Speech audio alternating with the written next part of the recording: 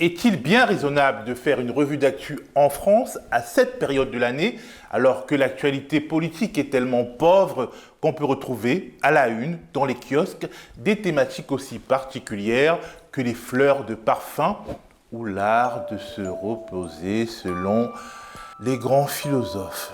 Mais justement, des périodes comme celle-ci sont importantes parce qu'elles nous permettent d'observer comment des petits malins peuvent hacker le vide en imposant, comme Gérald Darmanin, son feuilleton sur les rodéos urbains. Les rodéos urbains, qui est d'ailleurs un mauvais mot, puisqu'il s'agit de véritables actes qui sont souvent criminels. Près de 3000 actions anti-rodéo menées.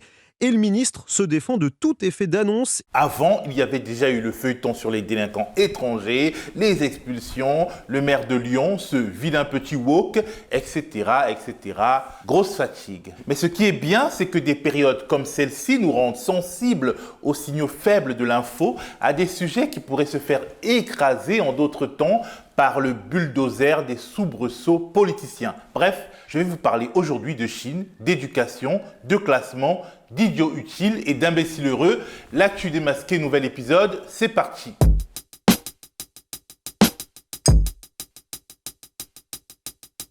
Ces derniers jours, j'ai vu passer de nombreux articles sur le classement mondial des universités dites de Shanghai. Il faut dire que le millésime 2022 vient de tomber. La référence depuis une vingtaine d'années maintenant dans le monde entier, une sorte de maître étalon de l'enseignement supérieur sur notre planète.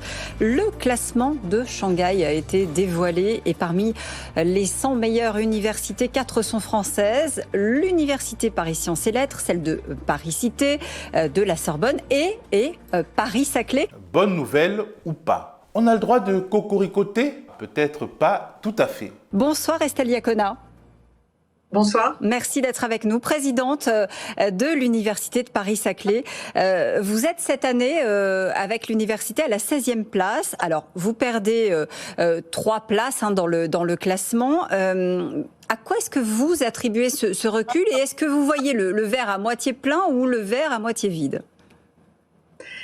Alors, j'attribue pas vraiment un recul à ces résultats. En fait, pour nous, on considère qu'on est en stabilité. Ouf, on respire quand même. Mais dans le fond, c'est quoi ce classement de Shanghai? À la base, c'est un indicateur mis en place en 2003 par l'université Jiaotong, basée à Shanghai évidemment. Un indicateur à visée purement interne. Il s'agit de partir d'éléments comme le nombre de publications scientifiques citées, le nombre de prix Nobel et de médailles Fields afin d'évaluer les grandes universités du monde dans le but de montrer le chemin à parcourir par les universités chinoises pour arriver au niveau de Harvard ou de Berkeley.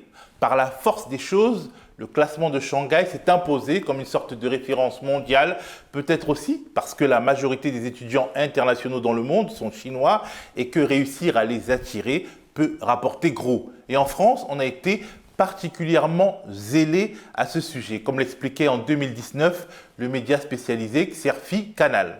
Depuis une dizaine d'années, les regroupements d'établissements supérieurs ont été poussés afin de gagner des places dans ce fameux classement de Shanghai.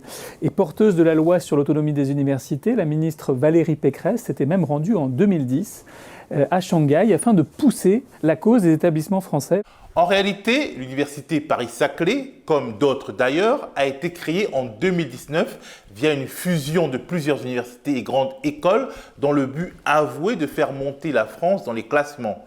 On appréciera le sens des priorités et la superficialité mondaine de celles et ceux qui ont imposé un tel objectif qui au final ne revient qu'à faire des aménagements formels et non à améliorer le système dans le fond.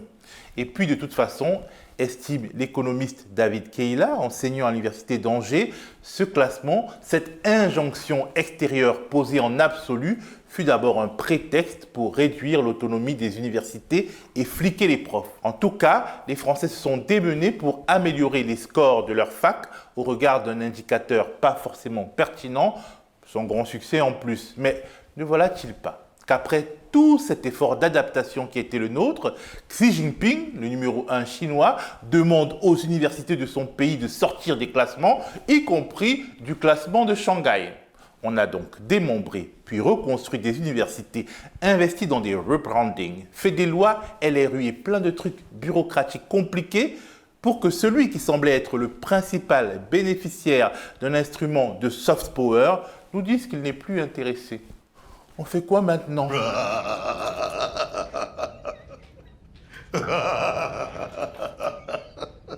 Non mais attends, t'es complètement con quoi. Alors c'est pas moi, hein, c'est Valérie Pécresse, puis Laurent Wauquiez, puis Geneviève Fioraso, puis Thierry Mandon, puis Frédérique Vidal. Bref, ce n'est pas moi, ce n'est pas nous. La France est-elle dirigée par des idiots utiles, des imbéciles heureux ou de parfaits cyniques? Nos gouvernants sont prêts à remuer ciel et terre pour monter dans le classement Shanghai. Mais ils ne sont pas prêts à augmenter les salaires d'enseignants qui sont pourtant parmi les plus mal payés d'Europe, comme le montre ce graphique. Comment améliorer durablement sa position concurrentielle dans le domaine de l'éducation si on refuse de payer à leur juste prix celles et ceux sans qui il n'y aurait tout simplement pas de système éducatif, si on recrute les profs du secondaire en speed dating et si nos chercheurs se barrent massivement à l'étranger. Et puis, nos dirigeants ont fait des études, de bonnes études. Ils savent que les classements ne sont pas neutres, qu'ils portent avant toute chose une idéologie et un système de valeurs. Et qu'en accordant une telle importance à un classement en particulier, ils se soumettent idéologiquement, intellectuellement à ceux qui l'ont mis en place. Mais peut-être est-ce là le but recherché. Peut-être que pour mieux attaquer un modèle français considéré comme trop égalitariste, ils s'accrochent à tout objectif qui, quelque part, conforte leur vision néolibérale du monde et peut être présenté comme imposé de l'extérieur.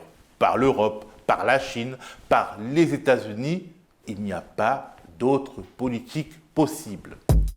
Qui se souvient de tout le pataquès macronien sur les investissements directs étrangers? Chaque année, le cabinet EY publie un baromètre qui recense le nombre d'investissements étrangers dans les différents pays. Et on voit qu'en 2019 et en 2020, la France a dépassé le Royaume-Uni et l'Allemagne. EY n'a pas encore publié son baromètre pour 2021, mais la moisson devrait être encore très bonne. Dans une récente enquête d'Ipsos, 75% des investisseurs estimaient que l'image globale de la France s'était encore améliorée lors des 12 derniers mois. Alors, on cocoricote?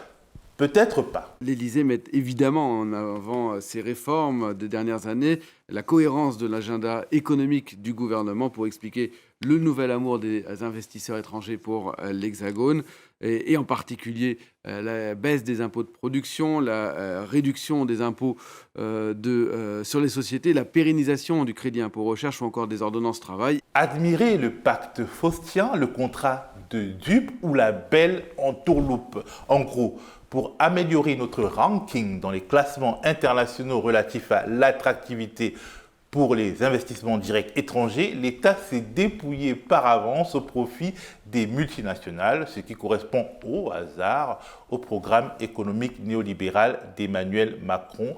Les classements internationaux ont bon dos. Mais si on revenait à la Chine, qui remet en cause les classements internationaux, qui organise en quelque sorte la mondialisation de l'enseignement supérieur, alors même que ces facs sont celles qui progressent le plus dans ces classements. Pourquoi Xi Jinping fait ça? L'empire du milieu, comme on appelle la Chine, se replie-t-il sur lui-même comme cela est déjà arrivé dans l'histoire? On peut estimer que oui, dans la mesure où il a largement mis à niveau son système éducatif, ce qui lui permet aujourd'hui d'être à la pointe côté innovation. Question, qui dépose le plus de brevets aujourd'hui en Europe? Là, on vient d'avoir les chiffres pour l'année 2021, chiffres communiqués par l'Office européen des brevets. Et l'un des faits marquants, c'est que la Chine continue de déposer de plus en plus de brevets chez nous. On peut aussi penser que les Chinois refusent désormais de se plier à une manière de classer qui avantage les États-Unis, leur principal partenaire commercial, qui est de plus en plus un adversaire et un ennemi. On peut se dire qu'on assiste à la fin d'une ère qui s'est construite sur la libre circulation des biens et des capitaux, les investissements directs étrangers, les chaînes de valeur mondiales complètement intégrés au profit d'une mondialisation un peu plus brutale, d'une sorte de capitalisme autoritaire où les multinationales demeurent centrales, mais où les États, leurs forces armées, leurs embargos et leur capacité à y résister rythmeront désormais tout. Si c'est le cas, alors la France et ses dirigeants qui continuent de vouloir s'adapter au néolibéralisme d'avant risquent de continuer de ramer à contre-courant de l'histoire et d'avoir l'air con. Et pas seulement sur le classement des universités de Shanghai. Voilà, l'actu démasqué, c'est terminé pour aujourd'hui. Vous pouvez vous remettre à votre passion pour la bière, le seul goût commun entre les électeurs de Mélenchon et de Zemmour, selon l'Institut de sondage Cluster 17. Vous pouvez vous remettre à vos mojitos qui mettent d'accord électeurs de Mélenchon, de Jadot ou de Macron. Vous pouvez aussi vous plonger dans les grandes lectures intellectuelles de l'été, comme le spécial Fesses rebondies du magazine Elle, les aventures estivales de Manu et de Brigitte, ou encore de Marion Cotillard. Mais restez connectés aux médias, continuez à vous abonner si vous pouvez, ou à faire des dons, et surtout, soyez au rendez-vous le 1er septembre. On a de grosses annonces à vous faire, à plus. Touché mais pas coulé, confronté à une crise qui a menacé son existence, le média a pu trouver des solutions qui lui ont permis de survivre. Nous avons fait face, sans appeler aux dons, sans demander aux sociaux de payer pour nos procédures judiciaires. Grâce au prêt gratuit consenti par un membre de l'équipe du média, nous allons pouvoir passer tant bien que mal l'été. Malgré notre fragilité financière évidente, malgré nos moyens humains limités, nous allons continuer à la rentrée. Et nous avons un grand projet.